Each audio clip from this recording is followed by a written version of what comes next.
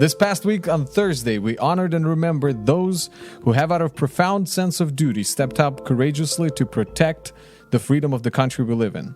We are thankful to our 19 million veterans for their service. These men and women chose to accept the responsibilities and challenges of serving our country. Along with them, we pray for peace across the country, across the world, and may the grace of our Lord be poured out into the families of the service members.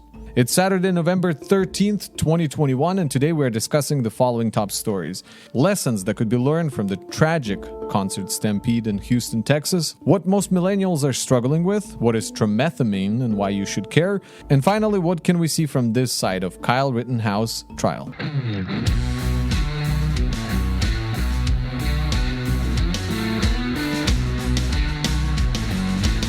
Welcome to Life Ring, a podcast where we strive to provide you with a well-rounded review of what is going on in the world between Monday and Friday of this past week. My name is Alex, and I'm blessed to be joined today by my friend and today's co-host, Vadim.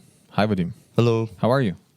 I'm doing good. Just looking out at, took a look out the window and see, like, we live on kind of we're not living here, but. Oh, we live in the area. We record on a property that's by a wetland, and it's like completely flooded right now. Never seen it like this. It does look like a lake. The planet is healing. Yeah, well, the downtown river, Skagit River here in Skagit County in Washington State is also going to be at its highest today around noon on Saturday. So it's crazy. Yeah, we never got an update on you. How's your collarbone? Oh, the collarbone. Yeah, thanks for asking. It's doing very well, I think. I opted out of doing surgery, and so just healed naturally. Essentially, from the time I fell, where the bones just, looked completely different directions, right? Like it split pretty badly. To this point, there was no medical intervention. Like there's no pain pills, there's no doctor doing anything. All it was really is just x-rays and just saying, another week, another month. Excuse me. So I naturally just healed. Yeah. Thank God. Unconventional. Yeah. All right. I did want to say that we have been blessed by so many of you helping us to get the word out there with, in terms of season 2. And considering that this is a small project, we've been blessed by the increased interest and response we received. So we thank you. And if after listening to the show today, you feel like you've got at least something out of it, would you consider writing a review on Apple Podcasts? Or on one of your social media accounts, meaning find us on, your Instagram, Facebook, and write us a review. Also, if you can, please consider posting this link to this specific episode on your story. The thing is, these podcasts are pretty short-lived, and their effective reach is really within the week, while the news are relatable. So we would really appreciate you doing that. All right, now let's dive into what was worth noting this past week. As we were recording the last week's episode, we actually ended up recording live as I encountered the story popped up in my notifications. Here's a clip from last week of what we heard practically 6 hours from when it happened. In the world courts? CNN just came in. Houston. Did you see that or no? At least 8 dead and many injured at Astroworld Festival in Houston, updated 4:55 a.m. Okay. Houston fire chief said, described unfolded mass casualty incident triggered when the crowd began to compress towards the front of the stage around 9 to 9:50 p.m. local time. Sparked a panic, caused some injuries. The cause of deaths is still under determination. 17 patients were transported, 11 of whom were in cardiac arrest. Yeah, plenty of people getting hurt just from the panic and like the crowd. Wow, that's crazy. So, yeah, that's the story. Oh, okay. Well, now we had a chance to actually know what it's about. Yeah, it's kind of interesting to see a thing unfold over the course of a week, because we encounter some of the stories early on, like on Friday, let's say, that will not make it into this discussion maybe, or even Saturday for that matter. But then you kind of see it unfold throughout the week and become this national headline. So that's an example of that. Who's Travis Scott? A rapper? That's what I got from the quick search. Just another pop culture artist with dark and lewd themes. Do you know him? Have you heard of him? To be honest, I'm a little bit out of touch with probably the last half decade or so on the hip hop scene. I don't know personally who he is, but that's not the point. So I'd like to run down quickly through the timeline of what happened on that day. Apparently, people started lining up on Friday at 3 a.m. That was already about 1,000 people. So put that into your, picture of what happened on that day. There's people who were awake at that point. 3 a.m. 3 a.m. Like before the sun was up, or 3 a.m. Oh, okay, so that's not a typo. Right? No, for sure. Yeah, okay. Because at 10 a.m. the gates would open, and then at 2 p.m. already there were reports of people breaking and rushing through security gates. And again, I watched some of these videos. There were already dozens of people trampled. No injuries yet. Well, at least minor injuries, I guess. And at 2 p.m. already they were running through the gates. Now, the concert was set for evening. So at 8:30 p.m. is when the timer started, this countdown for the next half an hour. And as the timer got closer and closer to the end, well, the people in the crowd would say that you would feel like you are crushed from all sides. And the crowd just got tighter and tighter and tighter to the point where you can't even take a normal breath. People said where your feet were placed is where your feet stayed for the whole night. Like, it got really packed. And so you got, you're waiting for that 9 p.m. Apparently there was a plan circulating online to storm, quote unquote, storm the gate. And there's even like a guard that quit that morning, considering, what is about to happen that night. He said there wasn't enough training. He was just kind of concerned about safety and everything that's been going on online. And so at 9:01 p.m., Travis Scott goes on stage and, begins the concert. And allegedly, from already 12 minutes into the concert, you can hear people in the crowd yelling for help. Because like I told you, half an hour leading to the concert beginning, people already were pushing so badly that some people were concerned for their life, frankly. At least those who came out and were interviewed. So at 9 p.m. it started. 9:12 you already hear people screaming. And then 9:30 p.m. Houston Police Department receives the report of people falling injured. And this is also the time when Travis Scott notices ambulance in the crowd. So he pauses. He's like, put a middle finger up in the sky if you're okay. At this point, you got people going up to the camera operators, to security, trying to notify them that there's something going on. 9:32 p.m., 2 minutes after Houston police received their call, you see another woman trying to notify the camera operators to stop the show. Yeah, I noticed you have in your notes here, you mentioned Aiden Cruz was one of the people that was trying to notify the camera operator. And so a friend of mine on Facebook shared a thread. I guess it was like a Twitter thread where Aiden Cruz was describing this experience of like he was actually laying down like in a pile of bodies basically, and he made eye contact with someone that was at the bottom of the heap, and just like, yeah, if people are wanting to look more into this, like I would check out that thread, and like it's pretty vivid. He was like, I want to save somebody's child, or, well, in a sense, like it's somebody's kid, right? Like and he was trying to grab their attention, and people apparently were just too focused on getting the production going. Because again, this is a concert, right? And there's some sort of level of expectation of people pushing around. It was super packed, but also people were there since 3 a.m. So yeah, that's really the other part. Like, did they eat well? Were they hydrated? How long did they stand? Did they have because if you stand for a long period of time, first in line, then in the concert itself, it's not like you have a place to sit.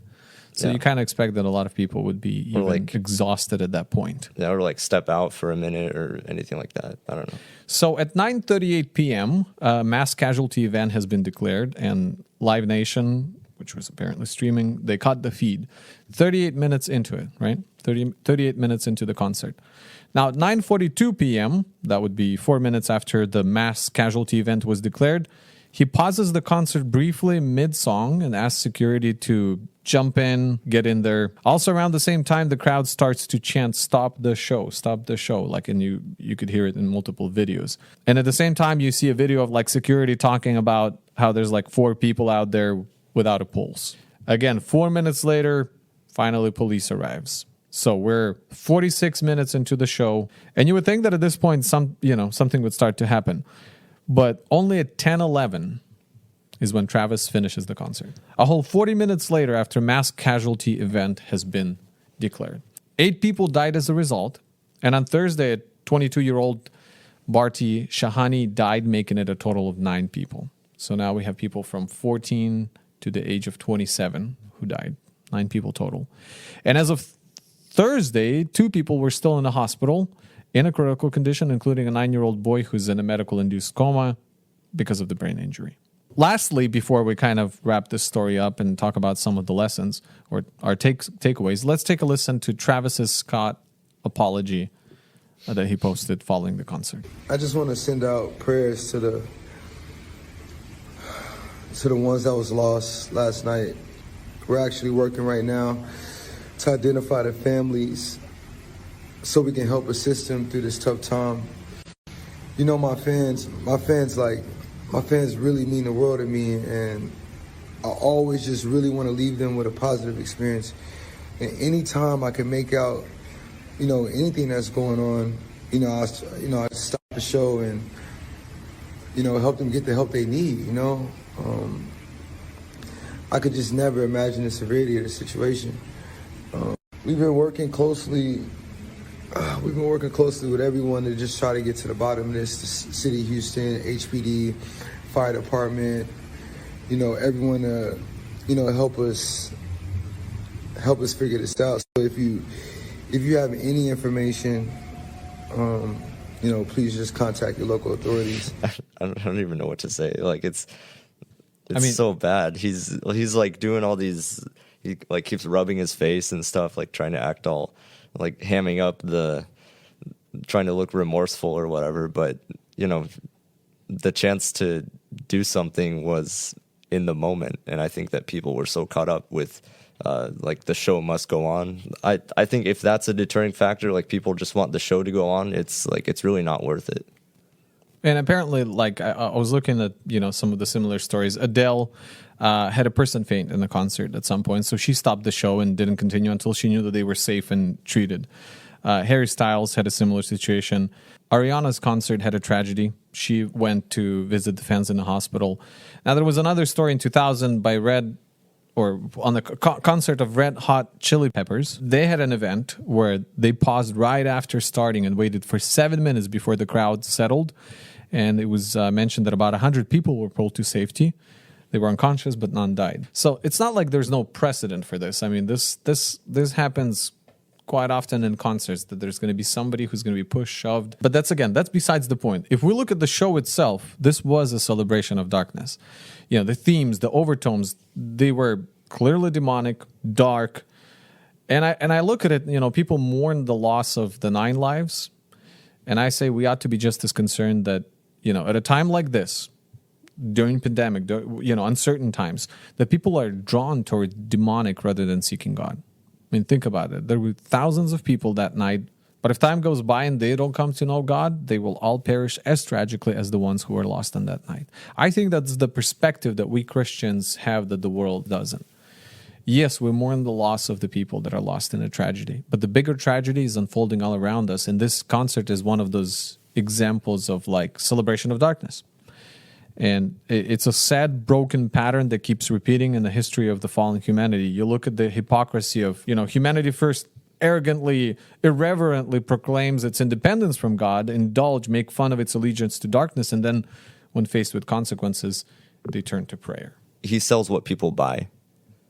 He sells an experience that people want to come and experience.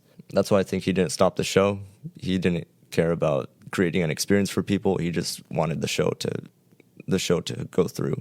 Mm-hmm. And I think that's why he apologized as well. He wasn't remorseful. He was just he was responding to backlash. Yeah, and I would just say that if we only had learned to comment in a way that would truly acknowledge the issues at hand, and I speak about the community at large, there was sadly an overreaction online into this obsessive analysis of symbolism and ritualistic imagery and, spiking what was dubbed as Astroworld, satanic panic. Now, we as Christians don't deny that there might very well be something more than what meets the eye, right? However, even without digging deep, one ought to recognize that what transpired in Houston on that day was an abhorrent celebration of evil. And I think what it highlights is that Christians still have a field of work out there. Great Commission did not expire. So let's pray for those people and let's shine into this world of darkness. So if you're 40 years old or younger, but not younger than 26, then according to folks at Pew Research, you fall into the generation of millennials. If you're older than 41, you're Gen X. If you're 25 and younger, then you're Gen Z. So let's talk about millennials. Now, the main takeaway is, what do most millennials struggle with today? What is the heavy weighing problem? And of course, we'll look at the positive side of things. What is the opportunity that we as Christians and as leaders have on our hands? So there's another report that came from George Barna with the Cultural Research Center at Arizona University. And the report came out in October. It was titled Millennials in America. It's a 62-page read exploring the findings, insights into the generation of growing influences, they titled it. Now, but this last week, a shorter survey analysis, which was titled Millennials Established Their Need for Purpose and Lifestyle Changes, was released. So let's review some of those findings. Now, who are the millennials? It is worth noting that they looked at a younger slice of millennials, those who are between 19 and 37 years of age right now.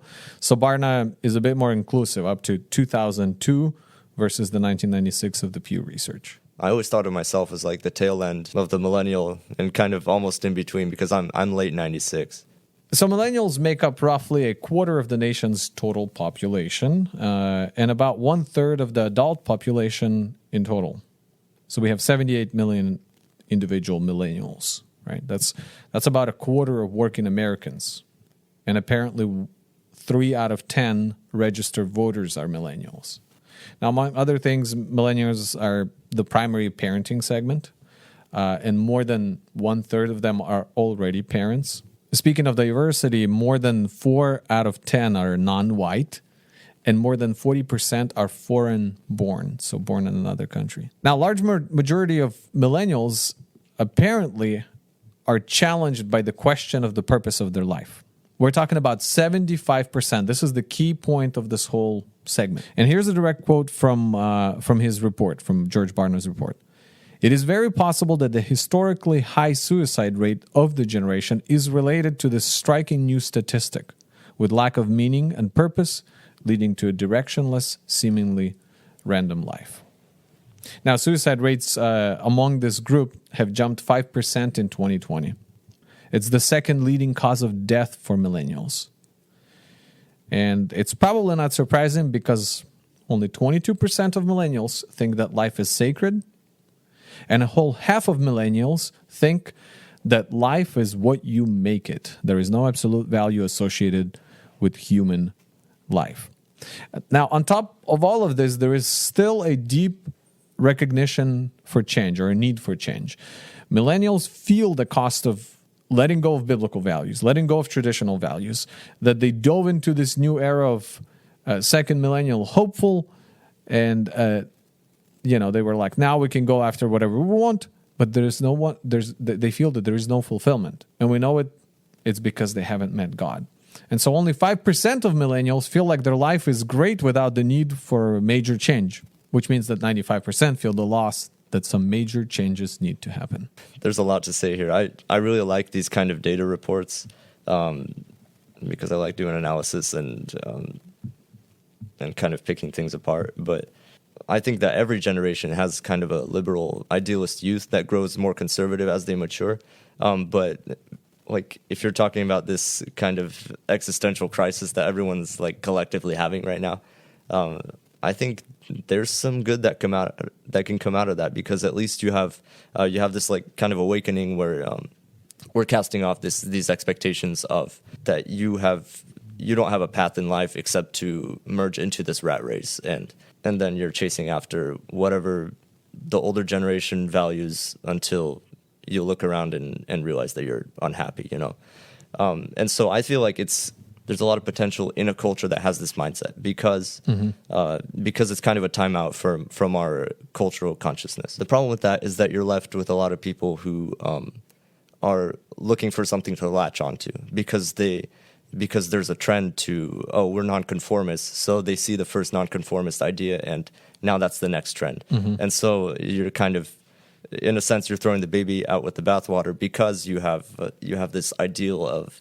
nonconformism is the way to go. And so I think in Christianity too, you can kind of see that running in parallel, because right now, like, what's really trendy, like the Christian hipster. I mean, other things too, like we see a return of Marxism, and we're talking about Astroworld. We see a return of paganism too, just because like nonconformism is the highest ideal for millennials. Yeah, the way I look at it is that it's a void, it's a gigantic void, right? Like when you have an internal collapse of everything that held the previous generations, hence why they go to so quickly into another group or try to redefine the values, because now you need to be part of a tribe, and this tribe hasn't been even defined yet, so we're trying to define it together, and the only rule for defining it is let's make sure it's not the same way it was before. I mean, literally, right? Take any kind of area of life. It's like, if we've done it like this before, we should do it upside down. Let's just flip everything upside down. And until that void is filled, they're going to be jumping into every area of life and trying to, what do they long for? Well, on the top priority was greater financial ease and comfort, right? Then it was deeper friendships. They want better paying jobs, better physical health, better relationships with their spouse or significant other. They have a desire there to be less discrimination, more inclusion. 15% said they wanted a better relationship with God, right? Because we're talking about Christians and non-Christians. This is not a study that's just done with Christian folks. 15% want a better relationship with God. And to top it off, 4 out of 10 said they attended a church service. Same number said they had spent at least an hour reading a Bible, at least for an hour in the past month. And the same number also donated money. So about 40% of them are in some way, at least throughout the month, involved in church. And so from this, we can assume that it's Christians as much as non-Christians are struggling with the same kind of questions. So the main point being is 75% of millennials are lacking purpose today, or at least they're actively searching for it and don't feel satisfied. And I think, as disheartening as it is, I see an opportunity for the church. This is a huge confirmation of the world's need in Christ. And we have before us a field ripe for harvest. Millennials already opened the door to evangelism by opening up about their inner struggle to reconcile their self-centered life with the eternal pull to the wholesome restoration into God's purpose. So they're out there searching for the purpose in life. And we, as Christian neighbors, co-millennials, we are in a prime place to be witnesses of the eternal purposes of God. We know what the missing piece of the puzzle is, and we can lead them to the Father. And so I pray, Father, that you would bless us to be witnesses in this great time of need. Bless us to be the church that brings these people to the feet of Christ, where they can discover not only the purpose for their life, but find restoration in their relationships and grow in a relationship with you. In Jesus' name I pray. Amen.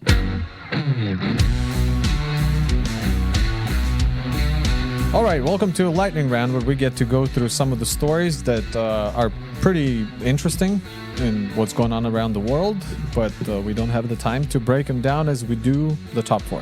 So here we go. In a world of world news, we have Netherlands as an example of a country that has reached, I believe, 78% vaccination rate. And they are actually talking right now about returning lockdowns. So their president... Shocker. Yeah, their prime minister said on Friday that tonight we are bringing a very unpleasant message that is with very unpleasant and far-reaching measures. Basically, they're going to be shutting down non-essential retailers, closing them, putting in, social distance measures in place and all of that again. That's after vaccinating, pretty much herd immunity status. Isn't Israel kind of in the same boat? They have one of the highest vaccination rates in the world, and they're still seeing skyrocketing cases. Yep. By the way, speaking of Israel, they just unveiled a new defensive electronic warfare system. And you've seen the video. We just looked at it. It's pretty neat. What do you think of that? That's cool. You can, I don't really know how to describe it on a technical level, but basically it can trick enemy aircraft into thinking like there's ghost armies. They're like ghost units that are either surface-to-air missiles or, posing a threat to them. Yep. Well, primarily at the moment it's intended to be a training system for the Israeli force, right? So you have multiple airplanes flying, and this system just sits somewhere on top of a mountain and sends out signals as if there are threats on the ground that are detecting or shooting at your plane. So now your pilots have the ability to, essentially in this virtual created world, to first of all maneuver away from the threats, or to eliminate the threats, or turn on blocking signals and all of that. And then afterwards you could debrief and kind of gather all the data and see what you could have done different, because everything is being tracked. It's like taking training to the next level, like in a virtual world. So that's world news for you. So there's an article from a British publication, Independent, that talks about a Republican congressman from Arizona. He shared a video on his Twitter where there's a scene from the Netflix anime Attack on Titan, and so he kind of superimposed his face and other Republicans, I guess, and they're like working together to attack the monster, which has AOC's face on it. Yeah. So well, and in the end, he's seen flying towards this bigger, huge monster, which is Joe Biden. Oh my, that's yeah. So it caused a bit of an uproar, I guess. That stuff is circulating on the internet all the time. It's just that he shared it on his Twitter. Yeah. So and I thought that political cartoons, political caricatures were always kind of like okay, right? We're getting to the point where AOC is like Muhammad's level. Well, there isn't any news with the economy. It's really going on the same trajectory. We are at the highest in terms of inflation for the past 30 years. All right. And it's so high, in fact, that IRS is actually lifting its tax bracket higher due to this surging inflation. So I think in the 2022 or 2023 filing year, that's when the changes will actually happen, because they can't make it happen so quick. But they are, imagine, they're responding to that. And so that's I guess one thing that's happening in the economy. We also have I heard that statewide gas prices are just 2 cents below what it was, like what the record is. So we're really getting up there again. We're not far away from being at highest prices for gas. Used cars market is even more bizarre. It's been 50% spike in prices for used car, in value. Can you imagine? Yep. There's people buying cars at MSRP and then selling them on the used market for more. Yep. And all of this, by the way, while a record of 4.4 million Americans, and we talked about it last time, but 4.4 million Americans quit their jobs in September. So, and this is just September. Wait till we get October data exactly, and then November. So yeah, inflation, people losing their jobs, things cost way more than they ever did. That's the news on economy this week. So for more local news, Seattle Public Schools are going to launch a virtual option for grades 6 through 12. This was already available for kindergarten through 5th grade, but now they're doing it for older kids because it seems like a mixture of not being able to meet demand for accommodating students, but also it looks like they're using it as it could be used as a way to sort of sequester kids that are not willing to receive a certain vaccine that will remain unnamed. My question with that would be, how is that different from homeschools? I mean, the fact you can go get a homeschool program from whatever institution you want, right? And even get a grant for it, or get it even for free, and they could be just as much watching another person teach on a screen, except now you have somebody who you trust maybe more than you trust your public school district, and you can't collect state funding for it. Speaking of parents and kids, this was an opinion written by Stella Morabito on The Federalist, titled, "If the left ends parents' rights, you might need a license to raise your own child." And she raises here interesting, concerns, saying that if we continue to go down this trajectory of would the state think your kid's development should be like, right? It begins with such things as we need to vaccinate your kids, right? We want to control that right. We need your kids to be taught about sexuality in the way that the state approves of. And all of these other issues, if we keep going downhill with this trend, eventually you just, the state might require for you to have an approval to parent your kids, or to have a licensing. And she even argues that a framework for licensing parents already is emerging. like a license to have kids in the first place, or? So here's what she's saying.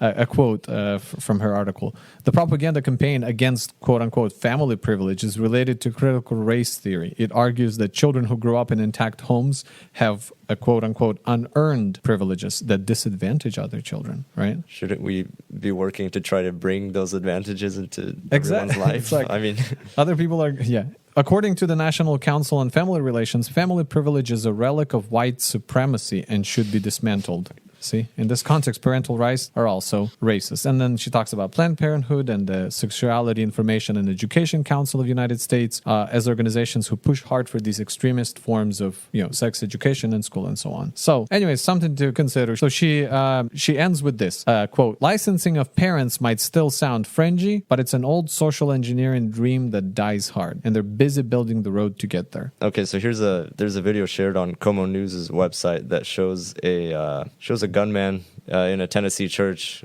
walking up, I guess, to the stage, and then you can't hear anything, but he's kind of waving his gun around. Later on, they said that like he was claiming to be Jesus and that churches and schools need to be quote shot up, and then you see a pastor kind of sneaking around behind him and just a flying tackle. And this is why the church continued to pray through the whole time. Mm-hmm. They even continued to play minutes minutes after they tackled him and held him there. Everyone was holding him down and praying for him. Yeah. Well, now he has 15 counts of aggravated assault. So there's that. So another story that came out on Wednesday, I believe, maybe Wednesday. According to Federalist, 6 Republican U.S. representatives on Wednesday issued a letter demanding that United States take actions against Finland for criminalizing Christianity through its hate crime laws. Now, what happened is they're pressing charges against this Protestant bishop, who's a member of national parliament, because he publicly stated that the Bible teaches, or what the Bible teaches about sex and marriage. I was reading that turns out that they were interrogating him for hours, the Finnish officials, for stating the beliefs that, Christians have held for thousands of years.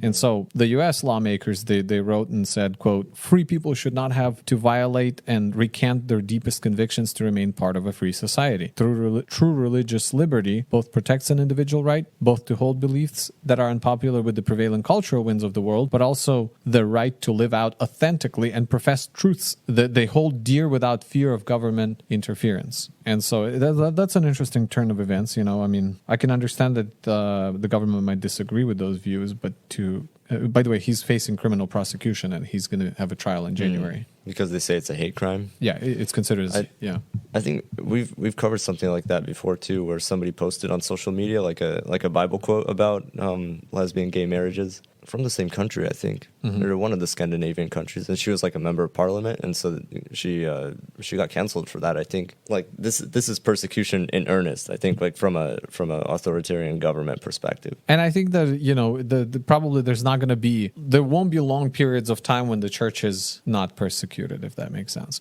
because Jesus himself said, we just looked it up to confirm the quote, that you will be hated because of my name, and so it's no surprise that they consider it a hate crime. That's what I was trying to say there with that. Yeah. Just wanted to make sure I quote Jesus properly. But keep reading. He says that in the next verse that whenever they persecute you in one city, flee to the next. For truly I say to you, you will not finish going through the cities of Israel until the Son of Man comes. Here's another article from Como News. In Asheville, North Carolina, there was a man arrested after someone behind him in traffic noticed a female passenger in his car making hand gestures that are known on TikTok as a way to represent domestic violence. And so this girl learned some sign language on TikTok. Was you hold your palm out, then you bend the thumb inwards, and then you close the palm. That's the gesture. I didn't know, but okay. That's kind of good to be aware of that. Yeah, learn something new every day. Right. So let's talk about drugs. Drugs in a world of innovation, health innovation. So ScienceAlert.com released an article on November 12th titled, "In an Astonishing Feat, a new drug reversed paralysis in mice with spinal cord injury." So what they're saying is they developed a new drug, or a form of a drug, that helps with the regeneration of cells and reverses the paralysis. Well, in mice at this point, mice who had spinal injury, that allowed them to walk again within 4 weeks of treatment. So if you're in a car accident or a gunshot wound to, your something that would paralyze you, at least on the mice, they had some great results, and they're looking forward to obviously now transporting this into human space. They said the aim of the research is to develop a translatable therapy that could be brought into clinic to prevent individuals from becoming paralyzed. So that's a breakthrough in medical science, and it's an exciting one. That's really cool.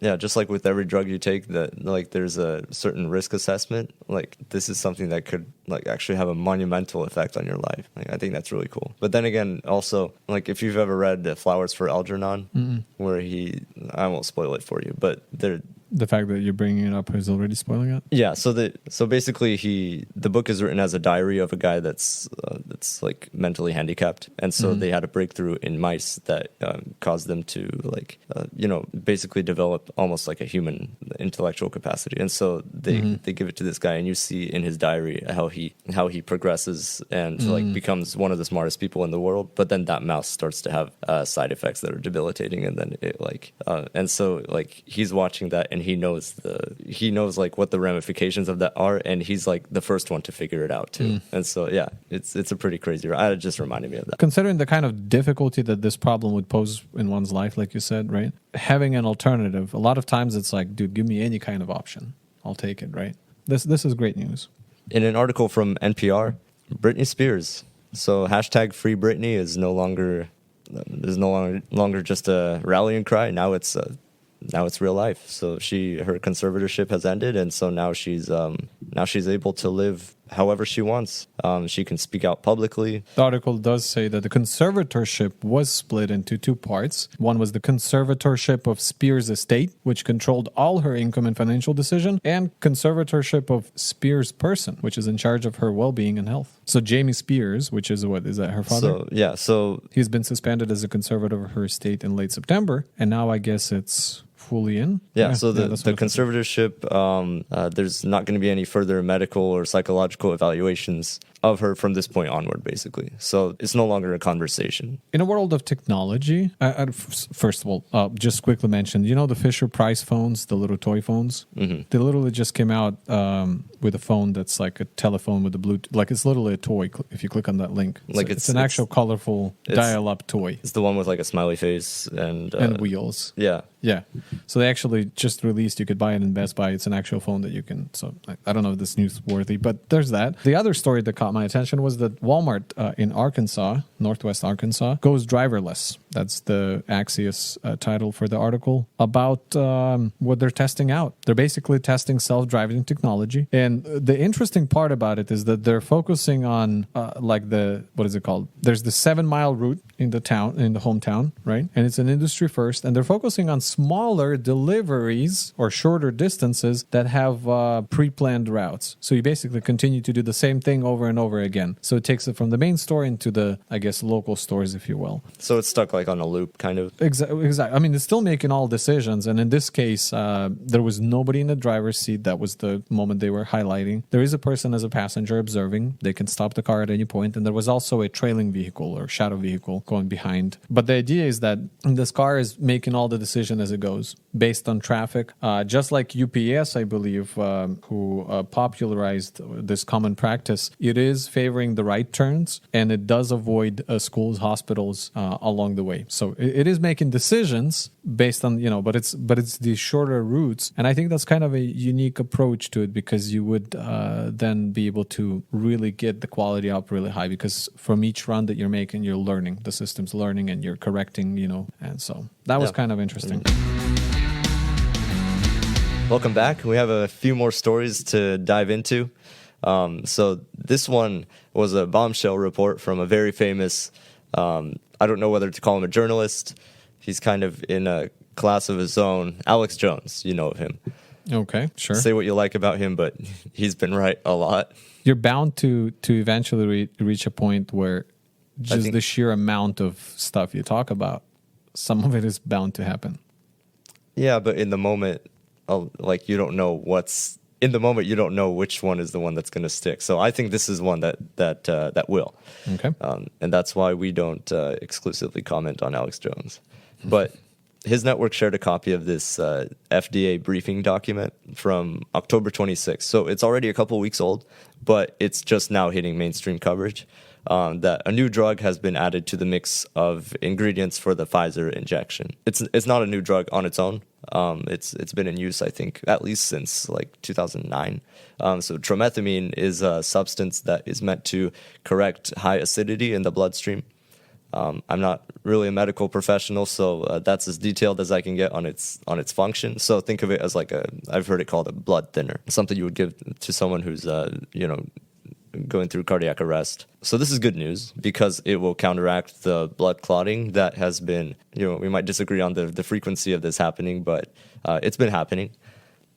Is this for, because I saw something about it being just children's vaccine. Do you know if it's children's or all vaccine? Ooh, we'll get into that. Okay. So right now he's just talking about... Just generally being a new ingredient being added. Well, the FDA briefing did say that this is specifically for the introduction of, okay, now we're vaccinating 5 to 11-year-olds. So here's the briefing on this particular... Okay. It was in that context. Okay. Yeah. And so, blood clotting has been happening as side effects. So this is to safeguard against that.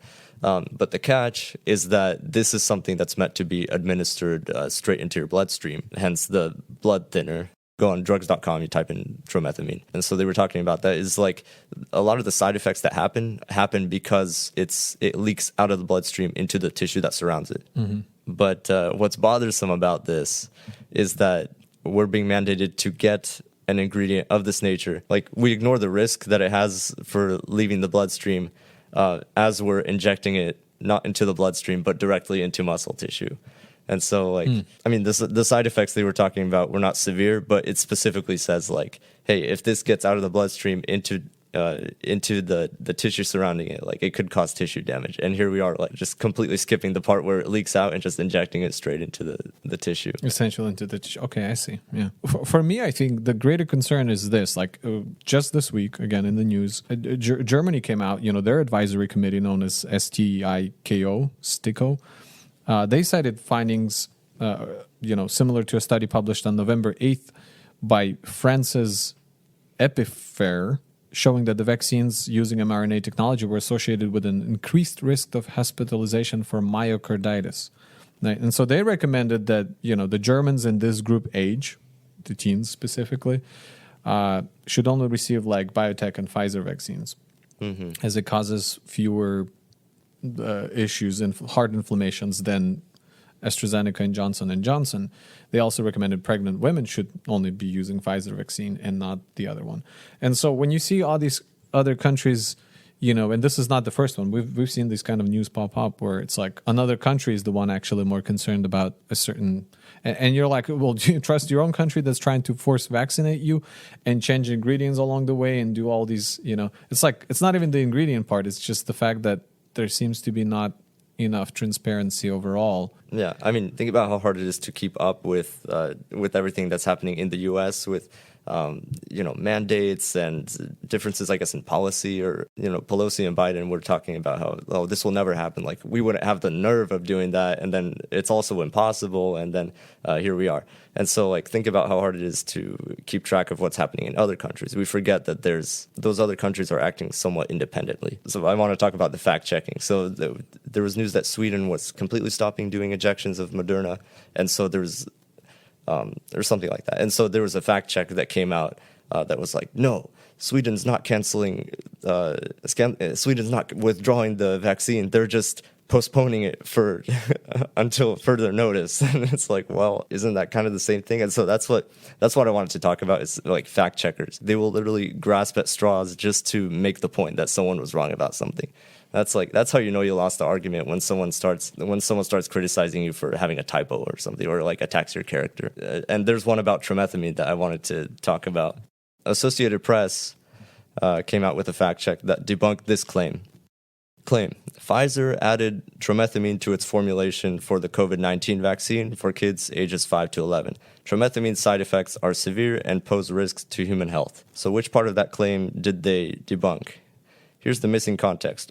While Pfizer's COVID-19 vaccine for children under 12 contains tromethamine, the company is also adding the ingredient to its vaccines for adults and teens.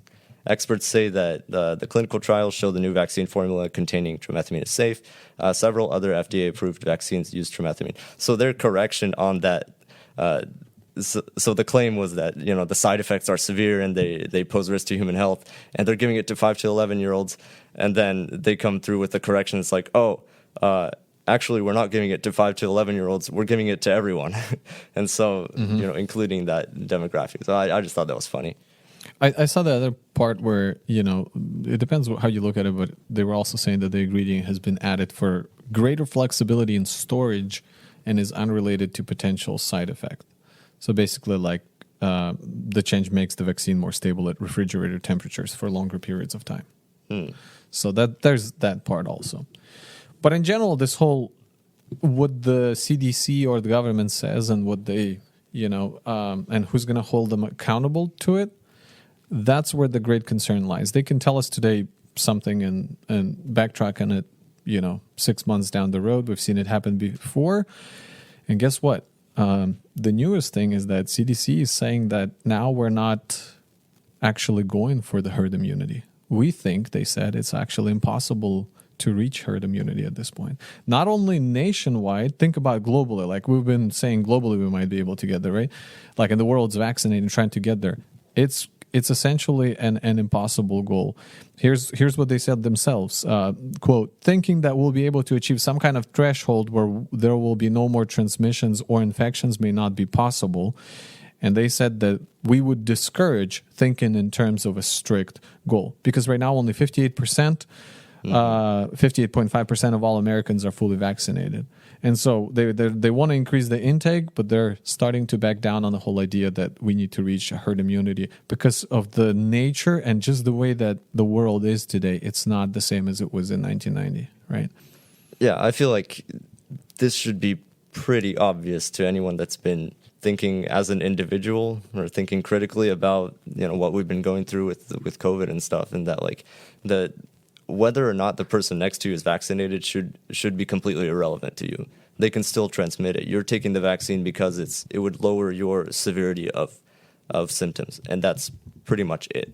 And it doesn't seem to be doing a great job even of that. You know, you have to trying to toe the line between offering advice to anyone, but everyone that's been vaccinated has essentially, if you've entered the system of showing like proof of vaccine, you're basically subscribed to whatever boosters they decide that you need. As we see from this report, like, they can just add ingredients because they, you know, the FDA or, you know, whatever board is meeting, they just decide like, oh, we're going to change that. I think we should be past the point where we just accept it in good faith. But there's a political agenda always behind it. Regardless of what they continue to do, it would have been better if there was no political push behind it. I mean, look at this. The news this week also is that the Singaporean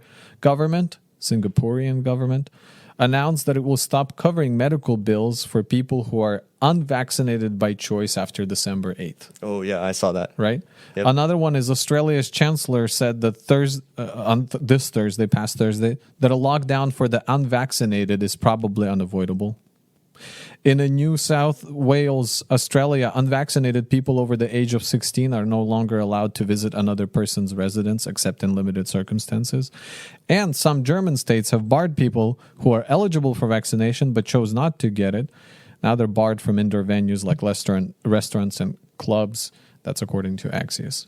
So it's like, you know, there's this... We called it in, I think, our pilot episode even, where we were talking about a caste system out of people that are vaccinated and not.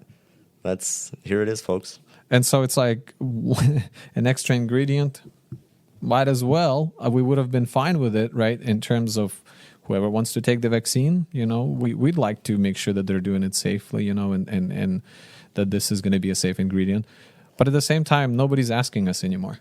And I think that's the scarier part. So for our final story today, I want to talk a little bit about the Rittenhouse trial that's pretty much concluded now. They pretty much just have to make closing arguments this upcoming Monday, and then it'll be ready for the jury to deliberate. So I spent way more time than I would like to admit watching TV coverage of this trial. You know, like you mentioned last week in the lightning round, it's incredible how well documented everything is, with cell phones everywhere, and even that surprise drone footage from the FBI that was released showing how, you know, his interaction with Joseph Rosenbaum. You've been following it too, right? Was there anything that stood out? here's the deal. When I looked at this story, I remember watching the videos from the day, right? Primarily the video where he's like running through the street, and then he, is being attacked by a skateboard. He falls down. The guy approaches him. He fires a shot. That video I remember. But apparently earlier in the day, there was this the Rosenbaum, the guy that he killed, Joseph Rosenbaum, who actually came out that same day out of the hospital, where he had been admitted after a suicide attempt. So he's with his bag from the hospital, right? Mm-hmm. And they have this brief encounter around, 11:45 p.m. Rosenbaum chases Rittenhouse into a used car lot as Rittenhouse yells, "Friendly, friendly, friendly." And then Rosenbaum throws a plastic bag containing toiletries at Rittenhouse. Now, Rittenhouse testified that Rosenbaum grabbed his gun, and then Rittenhouse fires his gun at Rosenbaum, hitting him 4 times and killing him. This happens at 11:45, and then afterward he's trying to run away because the mob is starting to chase him, yelling, "Get him." Now, this is according to Global News. And then he shoots Anthony Huber, the guy who's approaching him and skateboard, right? And I believe, and he shot him as well. And then there was the Gage Grosskreutz. So he didn't shoot the guy that was trying to kick him. There was a guy that like kicked him in the face, and then so he shot but missed, and then he shot the Huber, which was with the skateboard. I know one of them. Yeah, so the first one was the Huber. That's the one who swung a skateboard at him, and the second one is the one who put up a handgun. Yeah, that's and the one that was testifying against him. Yeah, and got shot in the bicep. Mm-hmm. Mm-hmm. Yeah, and then he walked towards the police. And so looking at these series of events, it's like, well, first of all, earlier at 10:45 p.m., there's a video that shows Rittenhouse prior to all of this happening, about an hour before. One of the officers says, "Hey, we appreciate you guys. We really do." So there's a police officer saying this to Kyle Rittenhouse, walking with, AR-15 that he was carrying. Mm-hmm. And they even gave him a water bottle, I believe, or he was asking for a water bottle. So there was nothing abnormal in this situation. I mean, considering the country that we live in, he's carrying a rifle. This is a time of riots, and you would expect that if somebody's carrying a gun, you would respect their space, right? And if you are to attempt to agitate them or engage with them in a violent way, you are likely, to receive a confrontation that involves a gun. Yes, but which is why I'm like, it is a self-defense. It was there were tension on that night. Nobody should have been aggressive towards people with gun. If we reverse this and put a police officer in his place, there would be no arguments left. Basically, what I'm seeing is narratives being formed after the fact, and so people are talking about, Kyle is either being framed as a Nazi spawnling that's, went cross state lines, quote unquote, even though he lives 20 minutes away. And, looking for trouble, basically, which you can make the argument that, if he was physically absent from there, then that night would not have played out exactly the way that it did. But at the same time, you see people, there's a certain subset of people, and I believe Joseph Rosenbaum was in that specifically tried to agitate the people that to cause a reaction or to get footage of them pointing their guns at the supposedly harmless people, false stepping or whatever you call it, and so there's a temptation there too for that to take place. The night played out the way that it did, and now we're looking at narratives being formed on the trial about people. So there's narratives about how the people that got shot, like Anthony Huber, he was just, he was putting his life on the line to disarm an active shooter that was going there just as an active shooter, basically looking to cause trouble, and going there like one of those people that has a gun and just can't wait for an excuse to use it. I think even looking at Kyle Rittenhouse as a vigilante could spark a good discussion. But if you have a comment, then... Well, no, I was just going to say that even the prosecution, when I was watching them talking about the stills, so they're looking at the video, and they would pause the video just at the time as he's lowering the rifle. Right. And so, at the right, where it's okay, the closest that it looks like it's pointing at the body, but it's literally a still shot, and even Kyle, because he was at the test at the stand at that moment. He's like, well, yeah, it looks like I'm lowering the rifle. If you pause it at that moment, because they specify which frames they wanted to stop at, it looks like I'm pointing at the knees, but like the prosecutor argues, see, he's pointing at the body, which means he's already ready, before the guy even pulled out a gun. Yeah, I think a lot of those questions were posed just to get Kyle to like snap at him, because obviously that's a dumb question. Like in the shot, he was saying like, oh, like Gage wasn't pointing the gun at you in this moment, right? Like if I was Kyle, I would have been like, yeah, but this is also not the moment where I shot him, like if you play it a half second after that, now Gage is pointing the gun at Kyle, and so it's. I think a lot of that was a lot of those questions were not sincere questions. They were just meant to provoke a reaction, which is the irony of that repeating from the night of the protest to the trial is yes. So in my kind of looking at this story, and it's going to unfold, we're yet to see what the decision is, but looking at it, I see three things. Number one, he did regret what he did, even though he had to do it according to him in that moment. But there was considerable, regret in his testimony. He broke down. He was shaken by it. And then the other part of it is that he was a minor at the time, a 17-year-old, and one of the charges is a possession of a dangerous weapon by a minor, right? And so there should be a case for that. And the third part of it is that, unfortunately, this will open the door to even more discussion about gun laws, gun rights, probably with a bent towards banning this in the future because, well... And I wouldn't mind banning guns if that would really solve the problem of violence in this world. But unfortunately, that's not the case. Even if there are grievances you can have about the legality of Kyle having that gun, or even the fact that he was there and he didn't have to be, those are grievances that show up in any time you're analyzing the behavior of someone who wants to be a vigilante. There's always an element of risk that you will do something that's outside of the law, but that people can agree was the right thing to do. Just like there are things that are inside of the law that people will look at and condemn. And so, I don't know. Do you think there's room in our society and justice system for like vigilantes? I mean, like think about Batman, right? Like why does he wear a disguise and he seems to go and like stomp on some criminals and then disappears? No, I don't think so. I don't think there is room for vigilantes. And again, I'm drawing it from a Christian worldview. We take a look at what happened during the time of Judges, right? Where when vigilantes step up, it's usually a time of disorder, right?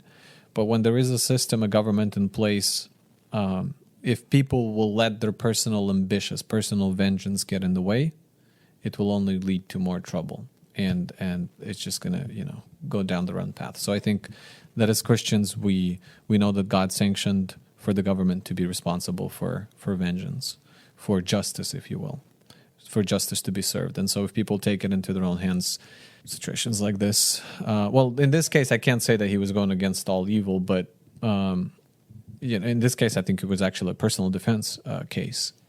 But in a case where people do take up guns and go to the street to protect, the greater good, that's troubling. And I don't think it should have a place in a society that has government that should take care of that. I guess we can leave it open-ended. I mean, like there's a jury that deliberates not only based off of evidence, but in a sense, they can choose whatever verdict they want. But I do think that with the fracturing that we are seeing in our justice system and in society in general, that if we are encouraging vigilante behavior, then that can serve to undermine its integrity even more.